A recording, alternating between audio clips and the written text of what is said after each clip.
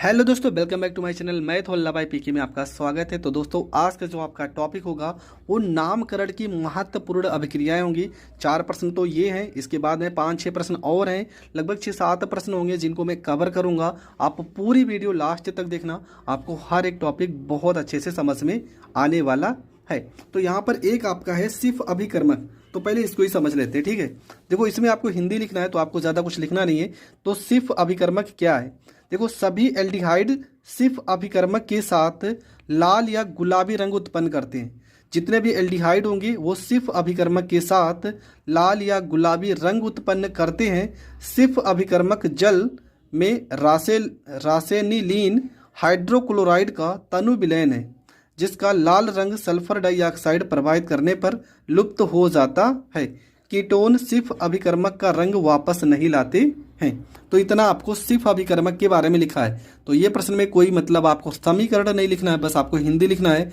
क्या है कि सिर्फ अभिकर्मक क्या होते हैं? जो जल में रासेनिलीन हाइड्रोक्लोराइड का तनु विलयन है, जिसका लाल रंग सल्फर डाइऑक्साइड प्रभावित करने पर लुप्त हो जाता है।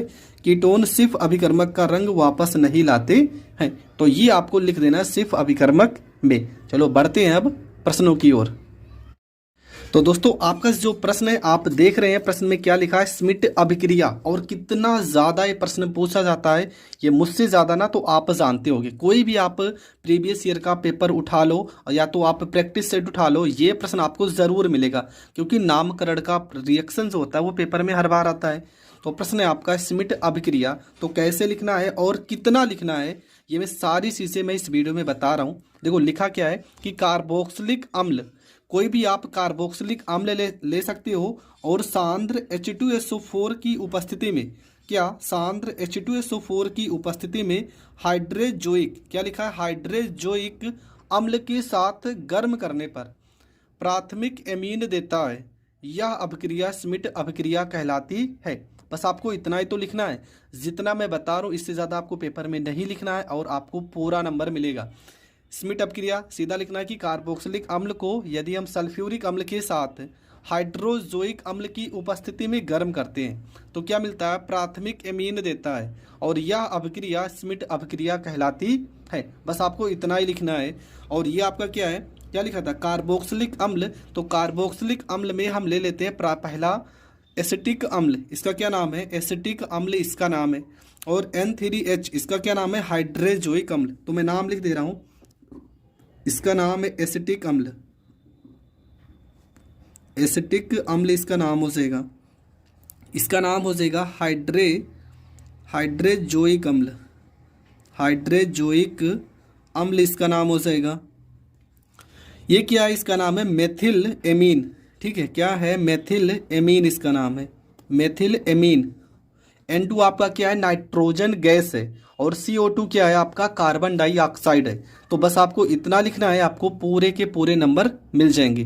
ठीक है, तो ये रिएक्शन आपको बहुत अच्छे से समझ में आ गया होगा।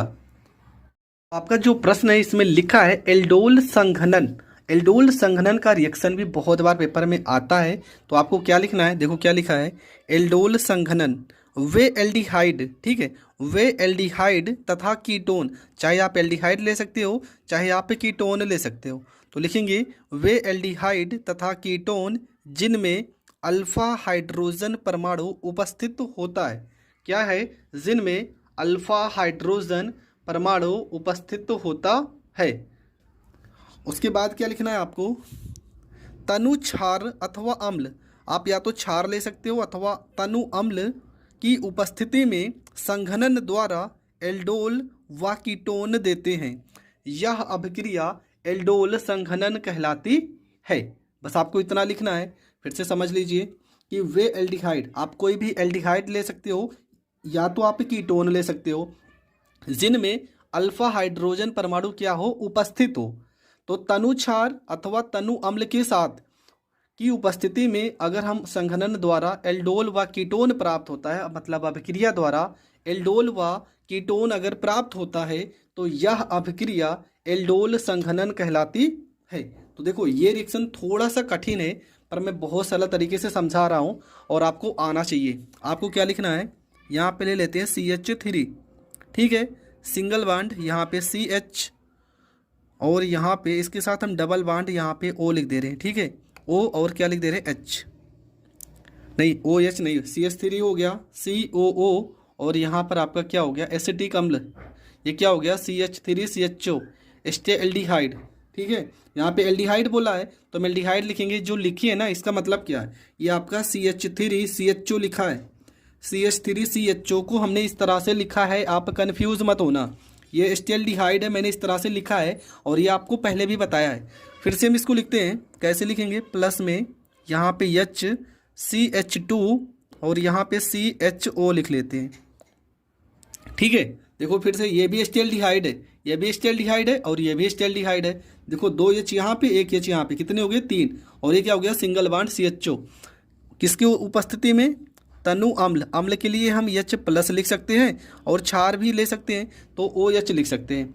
अम्ल के लिए क्या लिखिए, H+ और क्षार के लिए लिखिए OH-, तो होगा क्या, यहाँ पे CH3 है तो लिखेंगे CH3 लिखेंगे, ठीक है। सिंगल बॉन्ड यहाँ पे सिंगल बॉन्ड लगाएंगे, यहाँ पे CH लिखेंगे, CH लिख दिए। अब देखो O के साथ क्या आ जाएगा, H आ जाएगा, ठीक है। तो यहाँ पे O के साथ H आ जाएगा, सिंगल बॉन्ड क्या बचा, देखो O के साथ ये H आ गया, क्या बचा, CH2 और single bond CHO, single bond क्या हो गया, CHO। ये क्या है, तो इसका नाम एल्डोल है, ये पूरा जो लिखा है ना इसका नाम एल्डोल है, एल्डोल।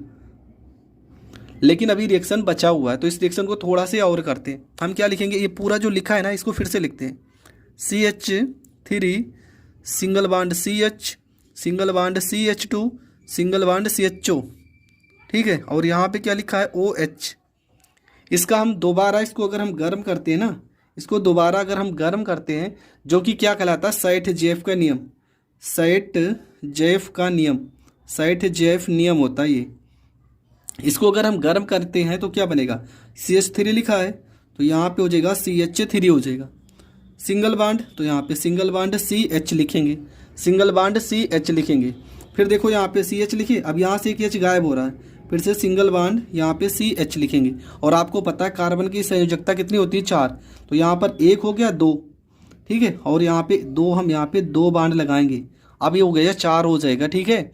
अब देखो बचा क्या है, बचा क्या है, CHO, यहाँ पे C सिंगल बॉन्ड HO। अब देखो बचा क्या है, यहाँ से आपका क्या हो गया, एक O यहाँ से गायब है और H2 गायब है, तो आपका H2O बच जाएगा और इसे आपको निकाल देना है, इसे आपको निकाल देना है। इसका नाम क्या हो जाएगा, तो इसका नाम अगर देखा जाए तो ब्यूट2 ऑन ऑल हो जाएगा, पर इसका नाम अगर लिखना चाहो तो आप लिख सकते हो क्रोटोनेल्डिहाइड, क्रोटोनेल्डिहाइड इसका नाम हो जाएगा, ठीक है, क्रोटोनेल्डिहाइड इसका नाम होगा। तो ये आपका हो गया एल्डोल संघनन अभिक्रिया, महत्वपूर्ण है, थोड़ा सा कठिन जरूर होगा पर पेपर में हर बार ये प्रश्न पूछा जाता है। जितने भी नामकरण की रिएक्शन है उन सारे को मैं धीरे धीरे करके क्लियर करूंगा, आप वीडियो के लास्ट तक बने रहना, हर एक टॉपिक आपको समझ में आने वाली है। तो ज़्यादा टाइम नहीं बर्बाद करेंगे, पढ़ेंगे अपने पहले क्वेश्चन की। हमारा जो पहला प्रश्न है क्या, गाटरमान कोच अभिक्रिया। तो इस अभिक्रिया को हम कैसे सॉल्व करेंगे, तो देखो ये जो मैंने हिंदी लिखी है ना, मैंने पहले लिख ली है, जिस कारण कम समय में आपको ज़्यादा से ज़्यादा क्वेश्चन को सॉल्व करा सकूं। तो लिखा है क्या कि बेंजीन का निर्जल, देखो ये आपका बेंजीन है, बेंजीन का निर्जल एल्यूमिनियम क्लोराइड, या तो आप उत्प्रेरक में निर्जल एल्यूमिनियम क्लोराइड ले सकते हो या क्यूप्रस क्लोराइड ले सकते हो, ठीक है, या क्यूप्रस क्लोराइड, यहाँ पे 2 बार लिखा है, कोई दिक्कत नहीं, इसको आप नहीं लिखना, की उपस्थिति में कार्बन मोनोऑक्साइड, क्या है, कार्बन मोनोऑक्साइड और हाइड्रोजन क्लोराइड के साथ क्रिया कराने पर बेंजल्डिहाइड प्राप्त होता है। इस अभिक्रिया को गाटरमान कोच अभिक्रिया कहते हैं। इतनी सरल लाइन ना मैंने बहुत अच्छे से प्रिपेयर करके लिखा है कि आपको आसानी से याद हो जाए। देखो क्या है, ये आपका क्या है, ये आपका बेंजीन है। तो प्रश्न में लिखा है, आपको क्या लिखना है कि निर्जल बेंजीन को क्या होगा, ये बेंजीन आपका है, बेंजीन जो होगा आपको लेना है बेंजीन को निर्जल एल्यूमिनियम क्लोराइड AlCl3 की उपस्थिति में ये क्या है, कार्बन मोनोऑक्साइड और सांद्र, और यह क्या है, हाइड्रोजन क्लोराइड के साथ गर्म करने पर या अभिक्रिया कराने पर फॉर्मेल्डिहाइड प्राप्त होता है, बेंजल्डिहाइड प्राप्त होता है, और इस अभिक्रिया को हम गाटरमान कोच अभिक्रिया कहते हैं। क्या कहेंगे, गाटरमान कोच अभिक्रिया। आपको 1% भी नहीं याद करना है, देखो एकदम सिंपल तरीके से आपको लिखना है। देखो हिंदी आप लिख लेना, ज़रूर हिंदी लिखना, तभी आपको पूरे नंबर मिलेंगे, नहीं तो आपका नंबर ज़रूर काट लिया जाएगा। ये आपका क्या है, तो ये है आपका बेंजीन, ठीक है, ये आपका क्या है, तो ये आपका हो जाएगा बेंजीन हो जाएगा। और उसके बाद इसका नाम क्या है, तो इसका नाम है कार्बन मोनोऑक्साइड, कार्बन मोनोऑक्साइड इसका नाम है, कार्बन मोनोऑक्साइड। और ये क्या है, हाइड्रोजन क्लोराइड। और ये क्या है, ये आपका है बेंजल्डिहाइड है, बेंजल्डिहाइड इसका नाम है, क्या है, बेंजल्डिहाइड नाम है। तो हमने क्या पढ़ा है और क्या लिखना है आपको, कि बेंजीन को निर्जल AlCl3 की उपस्थिति में कार्बन मोनोऑक्साइड और हाइड्रोजन क्लोराइड के साथ क्रिया कराने पर बेंजल्डिहाइड प्राप्त होता है। इस अभिक्रिया को गाटरमान कोच अभिक्रिया कहते हैं। आपको ये हिंदी लिख देना है। ये जो रिएक्शन है ना, इसी रिएक्शन को तो हमने ऊपर लिखा है, इस रिएक्शन का जो हिंदी है मैंने ऊपर लिखा है, और ये रिएक्शन आपका हो जाएगा कंप्लीट। अगला आपका है हैलोफार्म अभिक्रिया। इसमें आपको क्या लिखना है, लिखना है कि वह अभिक्रिया जिसमें मेथिल कीटोन, ये क्या आपका RCOO को पढ़ेंगे कीटोन, और ये आपका CH3 लिखा है ना, तो मेथिल, CH3 को क्या पढ़ते हैं, मेथिल। वह अभिक्रिया जिसमें मेथिल कीटोन कास्टिक क्षारों, ये आपका क्या है, सोडियम हाइड्रोक्साइड जो कि क्षार है, की उपस्थिति में हाइलोजनों, ये क्या है आपका हाइलोजन से क्रिया करके हाइलोफार्म, ये क्या है आपका हाइलोफार्म यौगिक बनाते हैं। यह अभिक्रिया हाइलोफार्म अभिक्रिया कहलाती है। कितना सरल है। आपको रिएक्शन देखना है और रिएक्शन देखकर आपको हिंदी लिखना है।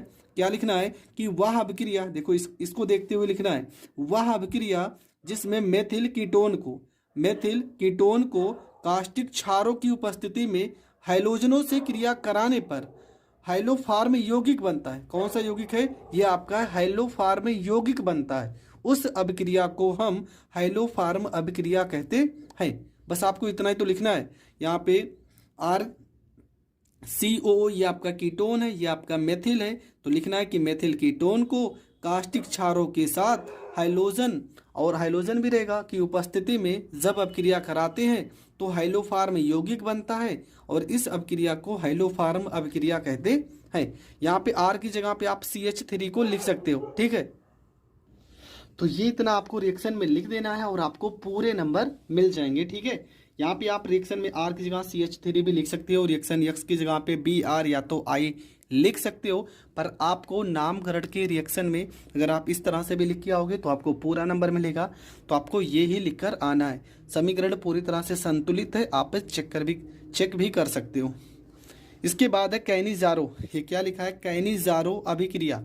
तो इसमें आपको क्या लिखना है कि वे एल्डिहाइड जिनमें अल्फा हाइड्रोजन, ये बहुत ही ज़्यादा इंपॉर्टेंट है। क्या लिखना है कि वे एल्डिहाइड जिनमें अल्फा हाइड्रोजन परमाणु उपस्थित नहीं होता है, सांद्र NaOH या तो KOH लिख सकते हैं, NaOH या KOH के साथ अभिक्रिया करके उत्पाद के रूप में कार्बोक्सिलिक अम्ल व लवण व एल्कोहल बनाते हैं।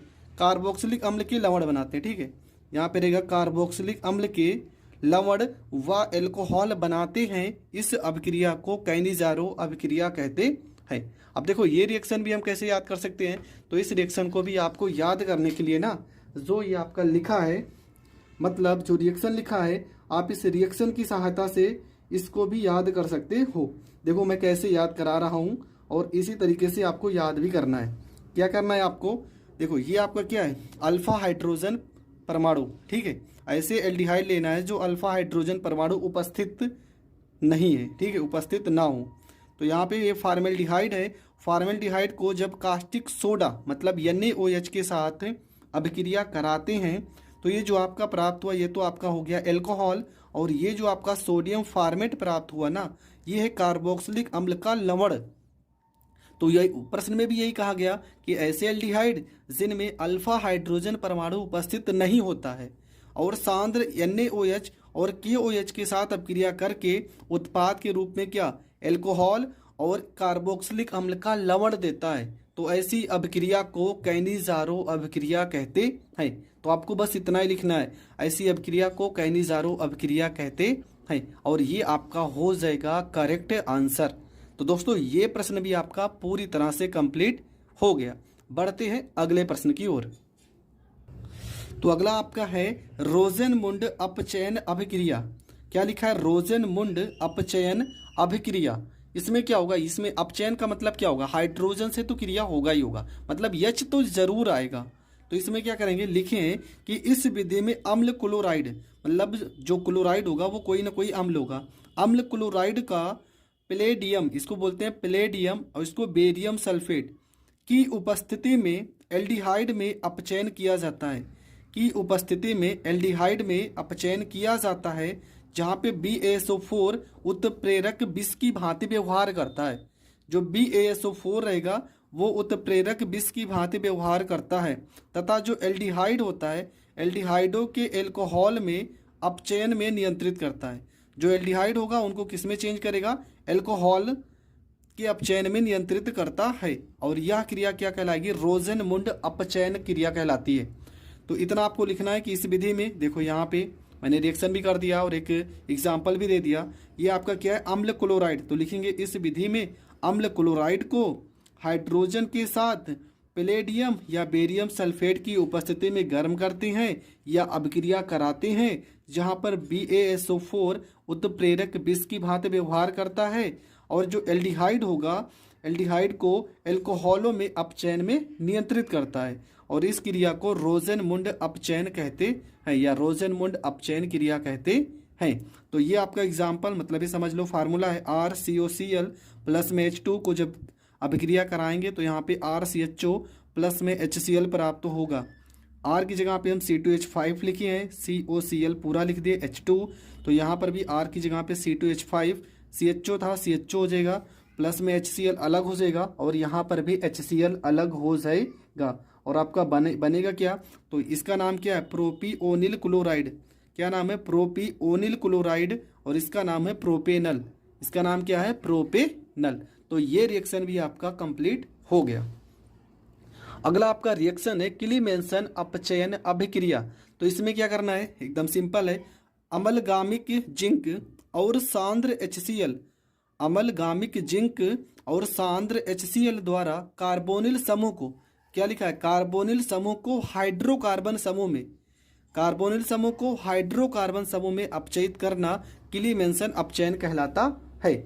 मतलब क्या होगा? जिंक और अमलगामिक जिंक और सांद्र HCl की उपस्थिति में जो कार्बोनिल समूह है, ये आपका क्या है? कार्बोनिल समूह को हम किसमें अपचयन कर रहे हैं, किसमें तोड़ रहे हैं? हाइड्रोकार्बन समूह में अपचयित कर रहे हैं, और यह क्रिया क्लीमेंसन अपचयन क्रिया कहलाती है।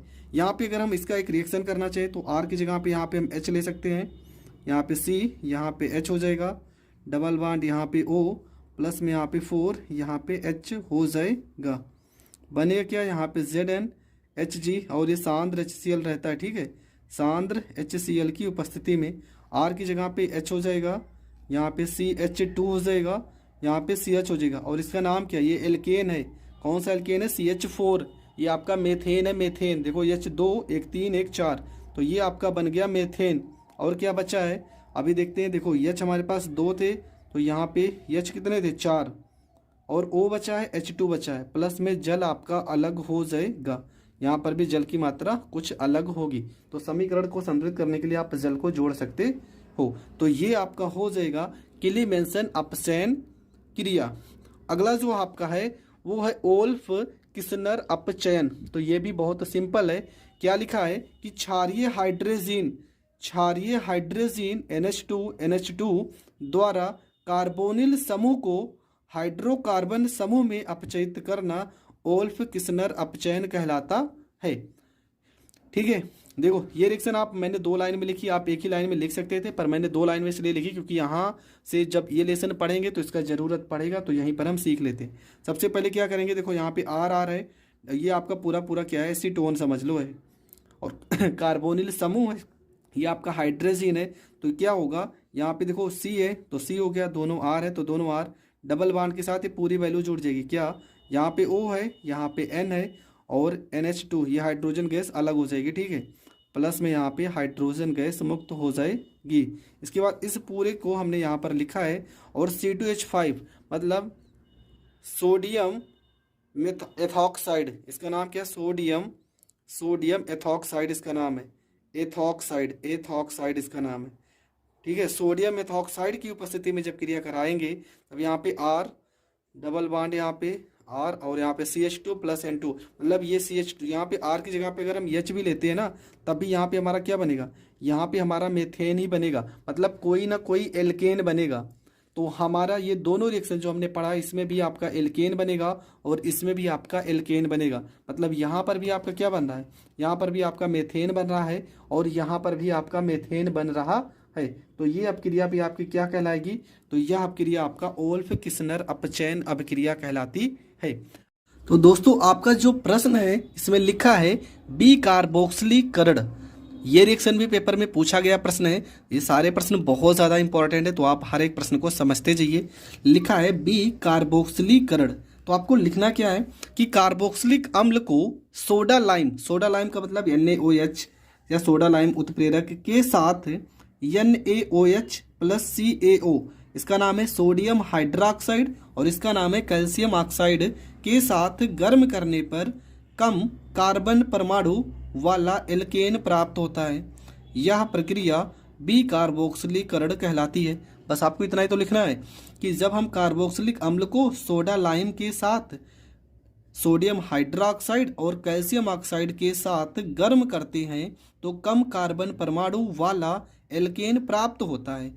यह प्रक्रिया बी कार्बोक्सिलीकरण कहलाती है। इतना आपको लिखना है पेपर में। अब देखो ये है आपका रिएक्शन, ये समीकरण आपको लिखना है, तब आपका नंबर पूरा प्राप्त होगा, पूरा नंबर मिलेगा। यहाँ आर सिंगल बॉन्ड COOH, ये कोई ना कोई कार्बोक्सिलिक अम्ल है जो NaOH और CaO की उपस्थिति में सोडा लाइम के साथ अभिक्रिया करेगा। तो आपका RH मतलब ये R किसके साथ आ जाएगा, H के साथ, और CO2 ये अलग हो जाएगा। अब यहाँ पे अगर हम कोई रिएक्शन लेते हैं तो R की जगह पे हम ले सकते हैं CH3COOH, उत्प्रेरक आपका रहेगा NaOH प्लस में CaO और सोडा लाइम, ठीक है, की उपस्थिति में अगर हम गर्म करते हैं, देखो CH3 के साथ एक H जुड़ जाएगा तो बन जाएगा CH, यहाँ पे 3 और एक H 4 हो गया, प्लस में देखो 3 और एक 4, और CO2 आपका अलग हो जाएगा, CO2 कार्बन डाइऑक्साइड। ये आपका क्या है, नाम तो इसका भले ही मेथेन है पर मेथेन क्या है, ये एल्केन श्रेणी का सदस्य है। कौन सी श्रेणी का, एल्केन श्रेणी का प्रथम सदस्य है। तो ये आपको पेपर में लिखना है, इतना आप लिखोगे तभी आपको पूरे नंबर मिलेंगे। तो आप इसका नाम जानते हो, ये क्या है, ये है आपका एसिटिक अम्ल CH3COOH आपका जो है वो है एसिटिक अम्ल। बनाने की विधि मैंने पहले ही बताई है, अगर आपने नहीं देखा है तो प्लेलिस्ट में जाइए जहाँ पर हर एक वीडियो आपको सीरियल वाइज मिल जाएगी। तो एसिटिक अम्ल को अगर हम सोडा लाइम और NaOH प्लस कैल्शियम ऑक्साइड की उपस्थिति में गर्म करते हैं तो हमें मेथेन जो कि एल्केन है और कार्बन डाइऑक्साइड प्राप्त होता है। यह अभिक्रिया बी कार्बोक्सिलीकरण अभिक्रिया कहलाती है। तो आपको 1% भी नहीं सोचना है, बस आपको लिखना है। आप रिएक्शन को देख के हिंदी लिख सकते हो और आपको पूरे के पूरे नंबर मिल जाएंगे। तो इस तरह के रिएक्शन भी आपको छोड़ के नहीं आना है। कोई भी रिएक्शन अगर आपको तब भी नहीं समझ आ रहा है, नामकरण का रिएक्शन हो जो आपको लग रहा हो कठिन है, आप कमेंट करके नाम बता देना, मैं उस रिएक्शन को सॉल्व करके भेज दूंगा। तो दोस्तों आपका जो प्रश्न है वो लिखा है HBZ, जिसका नाम है हैल होलहार्ड जेलेंस्की अभिक्रिया, ठीक है। H से आपका हैल हो जाएगा, B से होल हार्ड हो जाएगा, Z से जेलेंस्की और ये हो जाएगा अभिक्रिया। तो पेपर में या तो HBZ अभिक्रिया लिख के आएगा या तो ये पूरा नाम लिख के आएगा हैल होल हार्ड जेलेंस्की अभिक्रिया। तो आपको गलत नहीं करना है, दोनों प्रश्न आप समझ चुके हैं, मैंने दोनों लिखा है। अब चलो इसको हल करते हैं। तो लिखना क्या है कि अल्फा हाइड्रोजन परमाणु युक्त कार्बोक्सिलिक अम्ल, मतलब ऐसे हाइड्रोजन परमाणु होना चाहिए, अल्फा कार्बोक्सिलिक अम्ल होना चाहिए जो लाल फास्फोरस की उपस्थिति में क्लोरीन अथवा ब्रोमीन के साथ क्रिया करके अल्फा हाइलो प्रतिस्थापित कार्बोक्सिलिक अम्ल बनाते हैं। यह क्रिया HBZ अभिक्रिया कहलाती है। फिर से समझ लीजिए, यहाँ पे जो हिंदी में लिखा है आपको लिखना जरूर है पेपर में कि अल्फा हाइड्रोजन परमाणु युक्त ऐसे कार्बोक्सिलिक अम्ल जो लाल फास्फोरस की उपस्थिति में क्लोरीन अथवा ब्रोमीन के साथ क्रिया करके अल्फा हाइलो प्रतिस्थापित कार्बोक्सिलिक अम्ल बनाते हैं, यह क्रिया HBZ अभिक्रिया कहलाती है। ये आपको लिखना है। अगला आपका क्या हो जाएगा, ये आपको रिएक्शन, ये रिएक्शन भी आपको लिखना है पेपर में। कैसे लिखोगे तो समझते हैं। यहाँ क्या लिखा है, CH3COOH, ठीक है, CH3COOH। क्या नाम इसका, तो इसका नाम है आपका एसिटिक अम्ल। क्या नाम है इसका, तो इसका नाम हो जाएगा आपका एसिटिक अम्ल। मैं लिख दे रहा हूँ यहाँ पे, देखो रिएक्शन कैसे होगा समझ लीजिए। ये आपका क्या है, तो ये आपका एसिटिक अम्ल है, एसिटिक अम्ल। एसिटिक अम्ल की क्रिया किससे कराएंगे, क्लोरीन, ठीक है, क्लोरीन से क्रिया कराएंगे। लाल फास्फोरस उत्प्रेरक का काम करेगा। तो होगा क्या, देखो यहाँ CH3 लिखा है, यहाँ पे CH लिख देना है, यहाँ पे 2 H बचे हैं ना, उसके बाद Cl2 ये पूरा लिखा है, Cl2 लिख देना है। फिर यहाँ क्या हो जाएगा, COOH, क्या बचा, COOH। फिर से समझ लीजिए क्या लिखा है हमने, यहाँ पे CH3 लिखा है ना, COOH, तो यहाँ पे आपको CH लिख देना है, CH लिख देना है। और ये देखो पूरा COOH, पूरा COOH यहाँ पे बचा है। अभी देखो यहाँ पे H कितने हैं, H 2 बचे हैं, तो Cl2 के हम 2 अणु लिख लेते हैं, ठीक है, कितने अणु, 2, क्योंकि समीकरण को भी हम संतुलित कर लेते हैं। तो 2 तो यहाँ हो गए, 2 बचे हैं Cl और 2 बचे हैं H, तो प्लस में आप लिख सकते हो 2HCl। ये आपका अलग हो जाएगा। इसका क्या नाम है, तो इसका नाम है डाई क्लोरो एसिटिक अम्ल। इसका नाम क्या है, डाई क्लोरो एसिटिक अम्ल। अब इसको हम, इस रिएक्शन को, इस पूरे यौगिक को फिर से उठाते हैं और इसकी क्लोरीन से क्रिया कराएंगे। तो देखो C लिखा है, C हो जाएगा, Cl 2 और 2 4 है, तो CCl3 हो गया, COOH हो गया। यहाँ पे एक H बच्चा है ना, एक H के साथ एक Cl आ जाएगा, HCl हो जाएगा, ठीक है, एक H के साथ Cl आ जाएगा। और ये आपका क्या बन गया, ये आपका बन गया CCl3COOH, ट्राई क्लोरो। यहाँ डाई था, 2 है तो डाई है, यहाँ 3 है तो ट्राई क्लोरो एसिटिक अम्ल। इसका नाम क्या हो जाएगा, ट्राई क्लोरो एसिटिक अम्ल। तो ये रिएक्शन भी आपको बहुत अच्छे से समझ में आ गया होगा। तो पेपर में आपको यहाँ तक लिख के आना है और आपको पूरे के पूरे नंबर मिल जाएंगे। आपका रिएक्शन है कि स्टिरीकरण अभिक्रिया से आप क्या समझते हैं।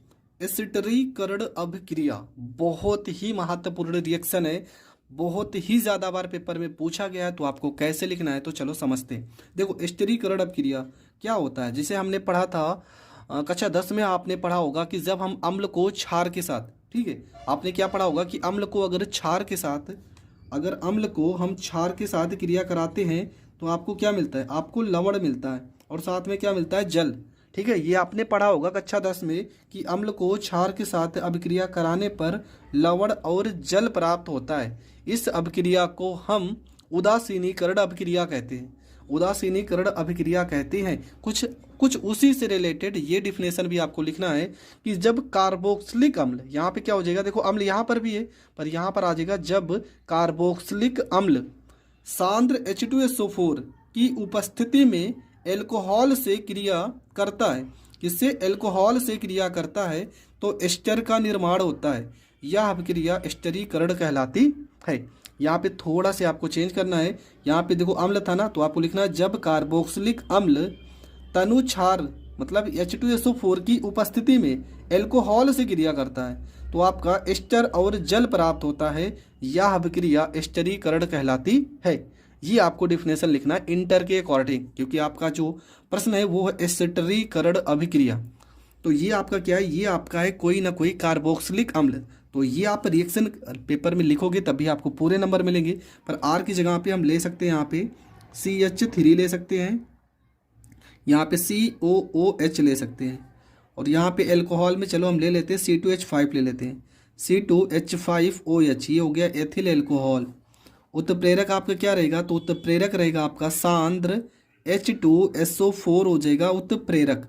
तो बनेगा क्या, देखो यहाँ पे क्या लिखा है, आर की जगह पे आप क्या लिख सकते हो, CH3 लिख सकते हो, CH3। चलो यहाँ पे इसको हम R डैश मान लेते हैं, ठीक है। यहाँ पे R डैश मान लेते हैं, तो R की जगह पे क्या है CH3, यहाँ पे COO हो जाएगा, 2 O लिखिए, 2 O लिख दिए, R डैश क्या है C2H5, तो ये हो जाएगा C2H5 हो जाएगा, प्लस में यहाँ पे H के साथ ये OH अलग हो जाएगा, H2O अलग हो जाएगा। इसका नाम क्या है, तो इसका नाम है एसिटिक अम्ल, इसका नाम हो जाएगा एसिटिक अम्ल हो जाएगा इसका नाम। इसका नाम क्या हो जाएगा, एथिल एल्कोहल, एथिल एल्कोहल इसका नाम हो जाएगा। इसका नाम क्या है, इसका नाम है एथिल एसीटेट, एथिल एसीटेट, और इसे आप एस्टर भी कह सकते हो, क्या कह सकते हो, एस्टर भी कह सकते हो। तो आपका रिएक्शन क्या हो जाएगा कि देखो आप इसको भी लिख सकते हो कि जब एसिटिक अम्ल को एथिल एल्कोहल के साथ सांद्र H2SO4 की उपस्थिति में क्रिया कराते हैं तो एथिल एसीटेट और जल प्राप्त होता है। यह अभिक्रिया एस्टरीकरण अभिक्रिया कहलाती है।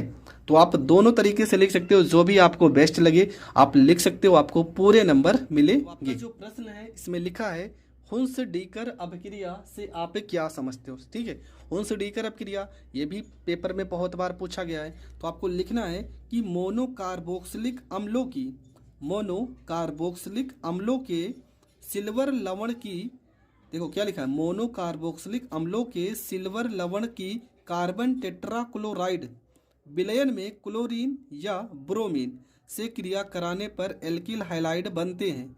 यह अभिक्रिया हुंस-डीकर अभिक्रिया कहलाती है। ये इतना आपको लिखना है, ठीक है। क्या लिखना है कि मोनोकार्बोक्सिलिक अम्ल होने चाहिए जिनकी क्रिया सिल्वर लवण या कार्बन टेट्राक्लोराइड विलयन में क्लोरीन या ब्रोमीन से क्रिया कराने पर एल्किल हैलाइड बनाते हैं। यह अभिक्रिया हुंस-डीकर अभिक्रिया कहलाती है। तो आपको यहाँ पे क्या हो जाएगा, ये हो जाएगा RCOO, यहाँ पे H प्लस Ag2O, ये क्या हो जाएगा आपका सिल्वर ऑक्साइड हो जाएगा।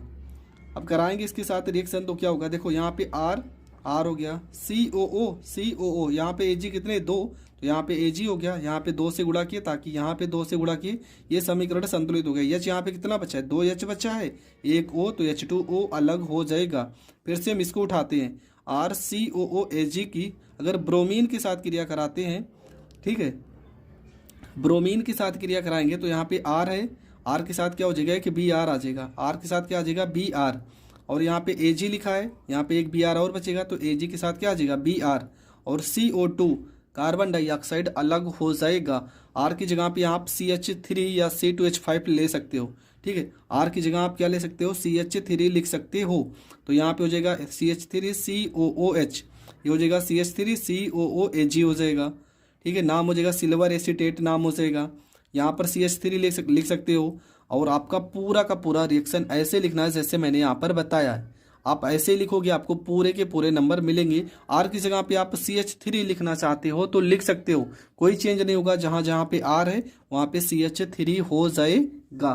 तो दोस्तों मैंने इस 6 के 6 रिएक्शन आपको बता दिए हैं।